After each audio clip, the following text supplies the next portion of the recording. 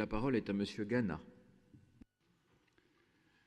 Madame la Présidente, Monsieur le Vice-président, mes chers collègues, j'interviens au nom de mon groupe. Ah oui, tout d'abord, je voudrais savoir quel temps de parole il nous reste, puisque j'ai un de mes collègues qui doit prendre... Suffisamment. Oui. 17 minutes. 17 minutes. Oui. Donc, je voudrais parler de la question des fonds européens et de leur utilisation. Nous le savons, ils étaient prévus à 132 millions, et nous en sommes à 36 millions. Situation plus que préoccupante, puisqu'il s'agit de fonds peu utilisés et, semble-t-il, de délais d'instruction anormalement longs. Nous le savons tous, par exemple, 1% des fonds leaders. Nous le savons tous, l'écofinancement manque. C'est un constat que tous les groupes peuvent faire en toute objectivité. Le montage des dossiers est d'une complexité qui en obère l'aboutissement. Et il faut noter l'ajout de la complexité administrative et réglementaire française. Donc notre critique ne porte pas sur les collaborateurs ni sur de la région affectée à cette tâche, qui avait été recrutée, je crois, pour cela, ni sur les efforts de notre institution pour y parvenir, ni sur les collectivités locales concernées. Le vrai problème, c'est qu'apparemment, dans ce débat, on escamote, pour une raison évidente, nous semble-t-il, l'ancienne majorité comme la nouvelle, un certain nombre de réalités qui expliquent la non-utilisation de ces fonds. Le premier, qui est criant, c'est que la France verse 22 milliards d'euros et ne perçoit que 13 milliards déjà, chiffre aberrant. Les contribuables français participent au budget européen et n'en retirent qu'un peu moins de 60%. Mais si en plus des mécanismes administratifs et réglementaires ne permettent même pas l'utilisation de ces fonds, on est dans quelque chose de totalement aberrant et d'extrêmement préoccupant. Il est absolument anormal que des citoyens d'une nation souveraine ne voient pas ouverte la possibilité de récupérer et d'utiliser les fonds au travers de leurs collectivités territoriales et de leurs élus locaux. Nous faisons un deuxième constat, c'est le mythe de l'Europe comme pensée magique, qui est un mythe universellement partagé dans la plupart des groupes ici, comme un remède miracle à tous nos dysfonctionnements. Ce mythe s'effondre. Nous rappelons l'illusion aussi de la gestion par la dette et la fiscalité galopante qui a été celle de tous les partis politiques, de toutes les majorités de droite comme de gauche, dans les régions et au niveau de l'État, durant 30 ans.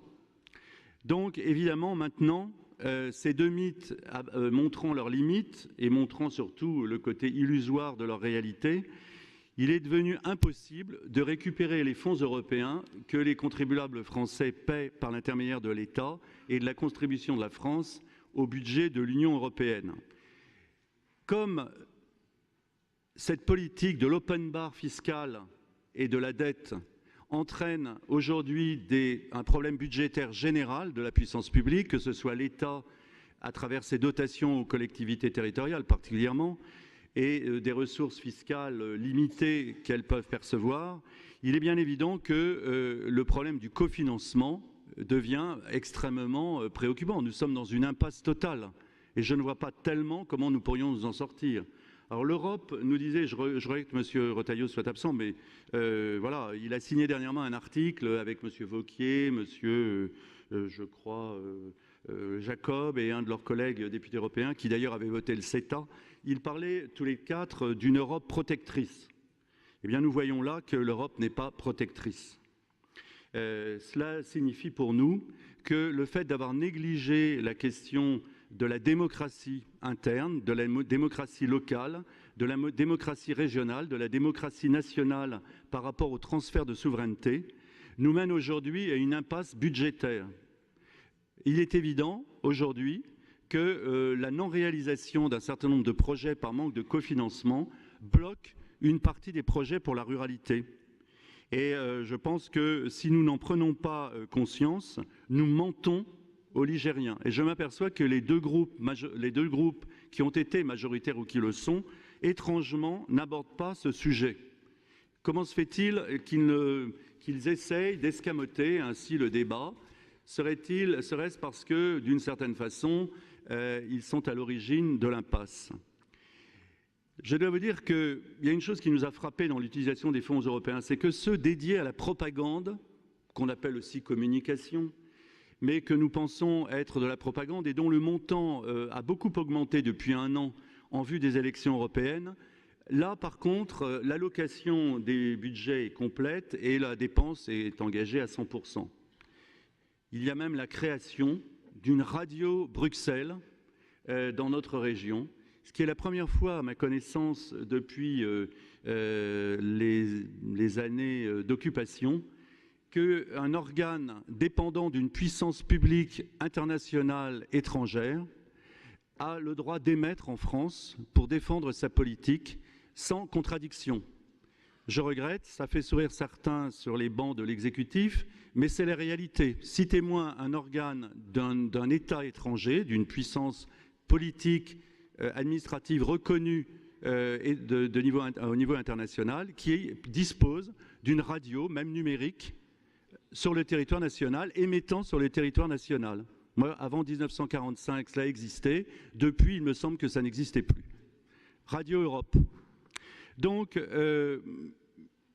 évidemment, la communication pour masquer l'échec, avec l'argent des Français, pour de la communication et non pas pour de la réalisation de projets, eh bien, c'est extrêmement choquant. Et nous pensons, nous, qu'on voit là la limite tout d'abord de cette idée qu'à travers de l'argent européen, on masquerait les insuffisances de ressources, d'allocation de ressources de notre région. Nous ne sommes pas les seuls dans ce cas.